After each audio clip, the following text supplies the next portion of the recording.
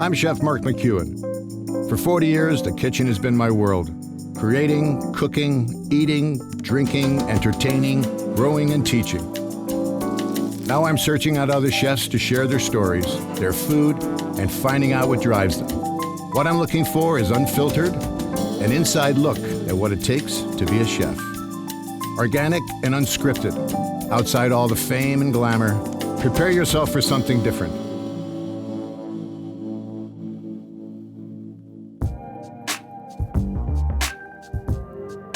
I'm meeting with Chef Grant van Gameren today at his restaurant, Bar Isabel, one of his 5 successful Toronto spots. Grant's unique career path and entrepreneurial attitude should make for an interesting conversation. Cool, it's always good to see a restaurant when it's shut down. I like that. So Grant van Gameren, you're a busy guy. A little bit. You're a busy guy, man. Yeah. You've done a lot in the last number of years. Yeah, it's been a long run the last, I guess, 8 years. 8 years since I opened my first restaurant. You're how old now? 35. 35. Married, having my first kid on the way, opening 5 businesses this year. Yeah, it kind of blew me away how many spots you opened. I never really wanted to be a chef. For me, it was, cooking was always out of necessity. My mother died when I was 11. My father raised 3 kids. You know, we regularly ate Hungry Man TV dinners. I never really got into food, and for me, I've always been a very excessive person. So when I get into something, I get into it. And cooking, you know, started pizza, veal sandwich joints, and then before you knew it, I was, you know, my early 20s, and all my friends were graduating university with engineering degrees. Right. And I didn't even have a bank account. You know, I was still cashing my checks at Money Mart. Correct me if I'm wrong here, but you used to be a rapper? I used to be a rapper, yeah. Is that on Chef Database? Do you have videos of yourself? I did actually shoot 2 music videos, but I have it on my will actually because everyone wants to see it. So I put on my will that when I die, these videos will be released at my funeral. So then we'll see the full broadcast. If you're still around then. That's hilarious. Well, you were like a cool kid. Yeah, I was a skateboarder, rapper, you know, soccer player, ditched the rapping thing, went into snake breeding. Snake breeding. So my old Parkdale apartment, bachelor apartment, I used to have like 50 snakes. Strange. Yeah. So when you brought women home to your apartment, and it was full of reptiles, and rats. How did that go? It was a 50-50. I think it was the breeding the rats in the closet, which was more of an issue for them. But again, excessive nature. I got 1 snake, and within 6 months, I had a website. I was captive breeding, you know, some of the most endangered species of snakes from around the world. And so that's the same kind of mindset I put for restaurants. It's, you know, just being hyper aware and really understanding, I think looking underneath that first, second, you know, third layer of what people are actually doing. You know, I've had a lot of debates with my partners, you know, over coffee cups, you know, a 3-day debate over what style of coffee cups. By doing that, you eventually get to the best choice. These were just samples of a few, but that was like the tissue paper. So you've had a really sort of an unorthodox training, but I think the type of training you've had is incredibly positive because it teaches you sort of the nuts and bolts of the restaurant business. I never went to culinary school, but I'm also jealous of people who have gone to culinary school because there are things that I don't know that are basic things that someone would learn in the first week of culinary school. All I've learned is what I've done, or what I've taught myself, or what I've been taught. So, you know, in that respect, I'm jealous, but let's be honest, real life situations is where you get the bulk of your learning. When I took a job at Canoe, I thought I was hot shit. And I thought I knew everything. I was a sous chef at, you know, an Italian restaurant for 4 years, fettuccine Alfredo and pizzas. You know, I thought that was it. I thought that was cooking. That's the food I knew. So I went into Canoe, you know, big hot shot, demanding like the highest, you know, hourly rate that they'd give. And, you know, they put me on garde manger, and all of a sudden I'm like, what are all these ingredients? What is it about young chefs when they know a little bit, they get really cocky? What is that with chefs? Yeah. I don't understand it. I think, I mean, all the time, like I've had, you know, chefs come in here who've been cooking a year, and I'm like, what are your goals? And they're like, I want to do a TV show and a cookbook, you know what I mean? And it's like, wow, that's your goal? Like, I show them the door instantly when I hear that.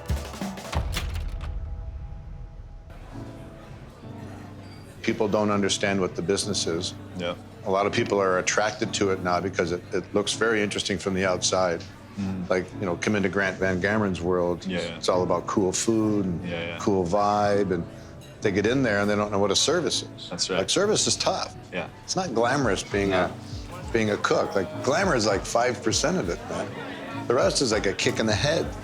So that's really the hard part, is finding these soldiers that can actually fight the fight every day. Yeah, and that also have, you know, dreams and aspirations and like a head on their shoulders. The Black Hoof was your first ownership? Yeah.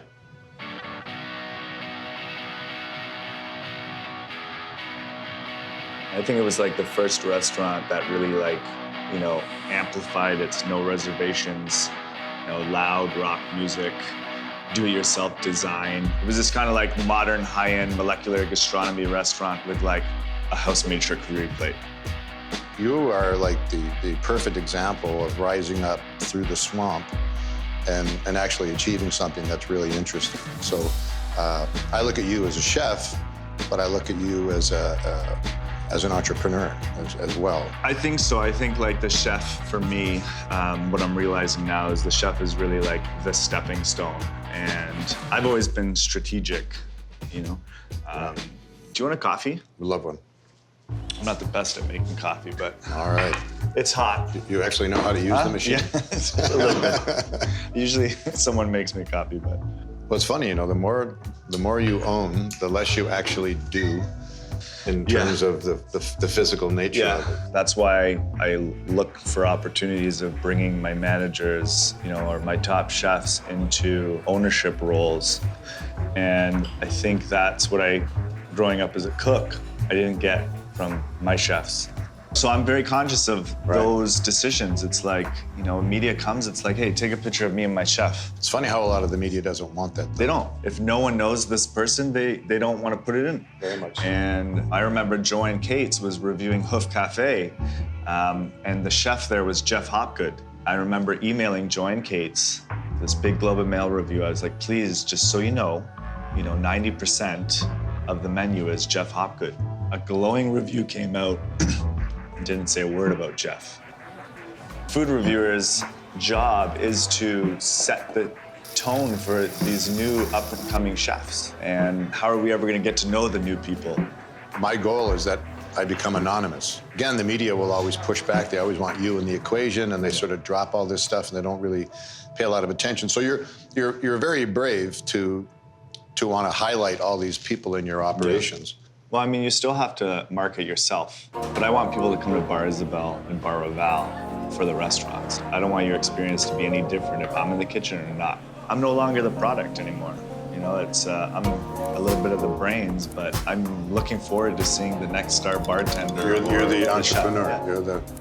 You're the guy that creates the business opportunity now. I do want to give you a little bit of a taste of what really excites me in our restaurants. I'd love to see your kitchen. So yeah, we'll check out the kitchen here and say hello to the crew. So yeah, this is our kitchen, you know. Gets a little jammy on a Friday night, but everyone, we don't wear the traditional chef uniforms here. How many online for service at night? Instead of having less cooks and doing a shittier service, we prepare for it. We get it out. We get it out quick. Yeah. Brandon, can you pass me the mussels and poltrones? Yeah. Some of these. Very cool. This. So this is where the inspiration came, just from traveling Spain and kind of, learning the appreciation of canned seafood. I think in Canada, everyone looks at like canned tuna as like the poor man's food. Whereas in Spain, these are the highly prized delicacies. Certain ones we do better, I think. Right. Like homemade stuff, we do like tuna, mussels, and we'll get these fresh anchovies in from Italy. And then we brine them, cure them, soak them in vinegar. You'd really have to educate people as to what it is they're indulging in. The idea with this is to harvest something in the peak of its season so that you can enjoy it, you know, year round, right? Why don't we start with the most expensive, like barbarettos, they're cockles. Well, they're just absolutely perfect. The flavors are so rich and round. And the mussels. Look at these clams. Clams are one of my favorite things, too. You know, each one of these little squid is cleaned and then stuffed. You know, it's just so natural. You wouldn't want to add anything to this. Oh, for sure. What about your restaurants? Food-wise, I try to be as best in category as I can in terms of the product we buy, the meat we buy. We try to be as genuine as we can on every single front. I've always tried to be a risk taker. I've always tried to go against the grain or do something new. And I think when you believe in something and you really want to show it, people can receive it well. I like not doing the same thing as everyone else. I think that's what makes us a little bit unique. Canned seafood. Who would have thought, eh? Go figure. Go figure, man. What aggravates me the most is that people second guess my intentions of why I'm doing this. A lot of them think I'm just backed by, you know, a big financial investor, which I'm not. You know, I just remortgaged my house 2 weeks ago to pay for our creative office space because I don't have a financial investor. Hey, Alec, are you doing baseboards first? I have never felt more stressed and more overworked and more broke than I am in this moment. You know, and I'm supposed to be on top of the world. Is this a new line? Yeah, we didn't run it anywhere through here. As long as we have heat. When I opened North 44, I spent double the budget I had. I hawked everything at the bank. I actually had my parents' condo as collateral. I leased this building, landed up tearing the whole building apart, and I'm standing in the basement that I've dug out and underpinned and resurfaced. And I'm looking up and it's snowing on my head in November. And I thought, what the fuck did I just do to myself? This is gonna be I thought it was my tomb. There's no going back. There's no going back, right? Not many people know this about me, but during that Noma craze, you know, foraging and all that kind of stuff, I shut down the Hoof Cafe to open a fine dining restaurant of a tasting menu restaurant that was gonna be like 21 courses, open 3 days a week. And a week before opening, I realized, I woke up one day and I was like, you know what, this food is not the food I like to eat. Do not get sucked up by trends or what other people are doing around you because that's what they're doing. It's like, really think about what you should be doing. And I totally was a sucker. At the same time, I'm very happy that I decided not to go through with it. Every single time you do a project, you think it's gonna go perfectly because you've done it before, and you can't anticipate everything. Yeah. Right? So you've gotta be on the balls of your feet every single time you do something. Yeah. You can never lean back. I'm like super insecure. Every project, it like drives me crazy. And I also think that's part of the success is that because of this unconfidence sometimes, you know, you're just more aware of where you can make mistakes. Yeah. You might overthink things, but it's better than underthinking. So, you know, every new project to me, it's like the reality of failure is right there. It's right in front of you. Tell me a little bit about your last venture that is up and running now, which is Harry's. Harry's, yeah.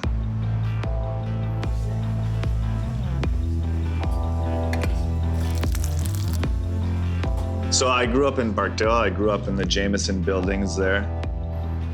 I used to go to this diner that was down the street. And so when this place, I heard that it was for sale, or might be for sale, I jumped at the opportunity because I had been going there for so long. And I thought, how cool would it be for us to take it over and reinterpret it and give it a new life for another 50 years? It was really just a move, you know, just built on like love and passion and memories and kind of Very nostalgic for you. For sure, and for them and for the community. To be honest, that's the restaurant I feel the most comfortable in. Even though it came from so much love and passion, immediately we got shit on by the public. You know, so it was just instantly, again, assumptions. Like, what the hell's Grant doing? Like, oh, this guy's moving into Parkdale. It's like, how Parkdale? How much of a Parkdalian do you have to be to invest in your own neighborhood? So where was the inspiration for Pretty Ugly? Pretty Ugly is just a cocktail bar, so it really had nothing to do with me. That was for my partners at Bar Raval, Michael Webster, Robin Goodfellow. They wanted to do a cocktail bar that was just about cocktails, because a lot of time, like, the food overshadows the cocktails sometimes. Right. We decided to do El Rey, a little mezcal bar. There's a very talented couple in Montreal with this goal of opening up a new restaurant. I flew down to Montreal for one day. I tasted their food. They were friends of my wives. They did cocktails, wine pairings, food, and it was literally, one of the best meals I've ever had. Mexican cuisine, but a mature, different Mexican cuisine, not tacos and hip hop. You do late night. You're kind of famous for late night. Yeah. Bar Raval literally barely closes.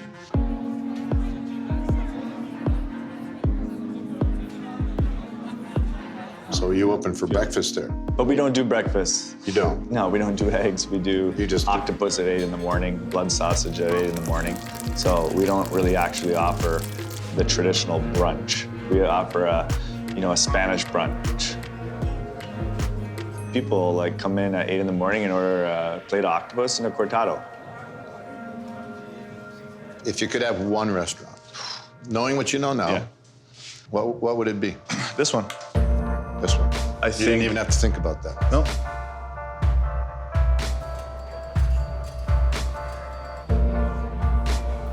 So is this the mother that built all the other restaurants? When I left the Black Hoof, that was a huge decision for me. It's like breaking up with your first love. Took a year off, traveled, and that's when I got introduced to Spain. And Spain just, blew me away. Right. And that's where, I was inspired from.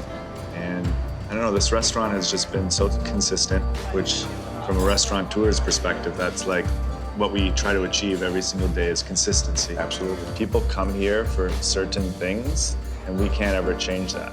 You know what I mean? There's these classics that are gonna be around forever. So what would those two classics be on your menu that can never leave? The grilled octopus Right. and the bass cake, which are two of our most famous dishes. We have a lot of restraint in the way we do our food. We're not trying to throw a bunch of things on the plate to get noticed, which a lot of new chefs do. They think that they have to do something more in order to get acknowledgement. Here's a plate of razor clams. They just came in fresh. They've been grilled and they have butter. That to me is someone who is confident, or a restaurant or a chef or a group of individuals that are confident with what they're putting on the plate. I love food like that. And when I was at Bar Raval, I had barnacles. Yeah. Fantastic. Did you get messy? I did, and I was happy to be Yeah. messy. One of the coolest things I've ever eaten. Yeah. It's like a cycle, you start off at pizza. You go up to molecular gastronomy, and then you start simplifying things, and then you buy a farm and start gardening and, do what Jamie Oh my Kennedy God, does now, Grant right? van Gameren matured. Yeah. I think it's really helped me that I'm not tainted by these beautiful memories of, Right. cooking with my nonna, making gnocchi at 4 years old. Like, I literally don't even, remember my childhood, but I know I wasn't making gnocchi. So I look at food objectively. Being a chef has always been a job for me, and the job is Right. not cooking the food. The job is making customers happy. I think people, especially nowadays, they're not hungry anymore, they're emotionally hungry. What that means to me is that they are seeking a feeling, and they need to also fill themselves up. We need to go out drinking one night, and I want you to tell me all about the hoof and Gen Egg. All that drama. We'll put a bottle on the table and a couple of glasses, and we'll have a conversation. Let's do it. Off the record. Off the record, No completely. cameras. All right. I would love to hear it, Deal. man. Pleasure. Awesome. Pleasure. Thanks, Matt.